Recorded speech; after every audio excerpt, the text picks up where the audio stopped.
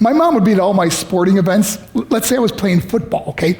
My mother would be on the sidelines, and if the play on the field started going one way, my mother would run along like, Mark, get him! I'd be like, oh my gosh.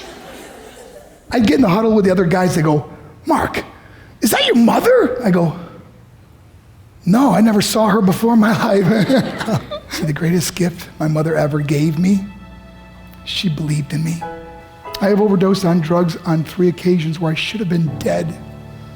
But I believe I was kept here for a reason. You show me your friends, I will show you your future. How do I know this? I hung out with losers, and I became the biggest loser of them all because I gave up everything I dreamt about as a little boy because of who I chose to surround myself with. My friends would drive me home at 2, 3, 4 in the morning. We'd be drunk and high, laughing in the car. We'd pull up in front of my house in New York. They go, Mark, the light's on. I go, oh man, my mother's up. See, my mom wouldn't go to bed until she knew her son was still alive.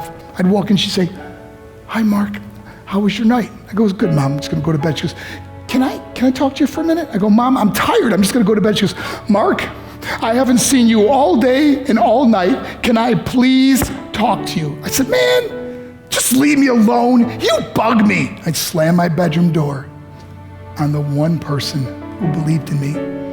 I was on a worldwide tour and we were wrestling overseas in Japan. After my wrestling match, I went upstairs in my hotel room and I fell asleep. There was a knock at my door at 3 o'clock in the morning. I got out of bed and I looked through the safety window and I could see it was a Japanese promoter. So I opened the door and he said, Mark, you need to call home. There's been an emergency. I went and got on the hotel room phone. I called back to the United States. I said, hey, what's going on? They said, Mark, I don't know how to tell you this. I said, just tell me what happened. All of a sudden they started crying. They go, Mark, I can't tell you. I said, just say it. They said, Mark, your mother died. I just threw the phone down. I ran out of my hotel room.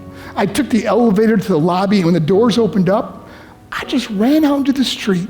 I mean, there was no cars, there was no people. It was 3 o'clock in the morning.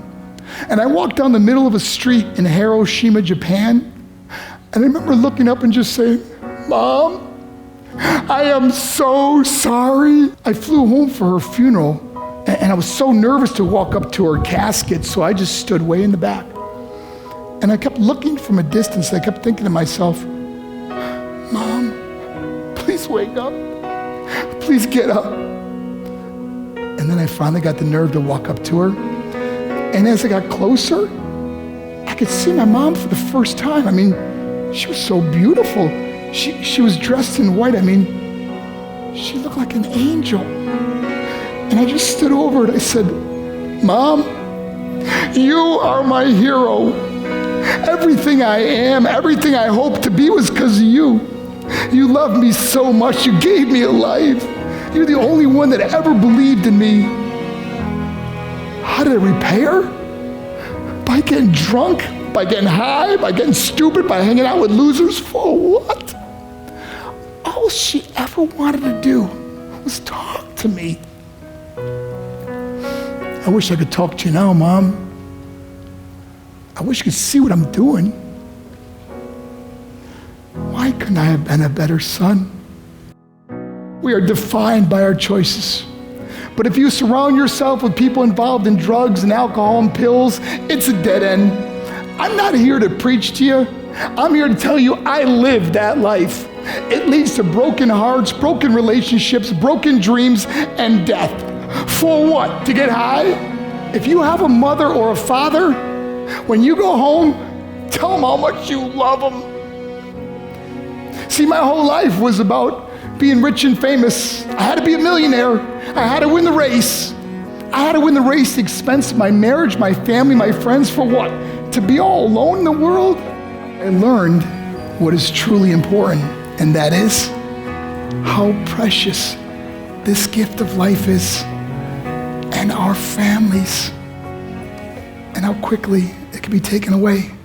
See, I no longer live in time, I live in moments. See, it's not what's in your pocket that matters, it's what's in your heart that truly matters. Love Love is just a word until somebody comes along and gives it meaning. You're the meaning.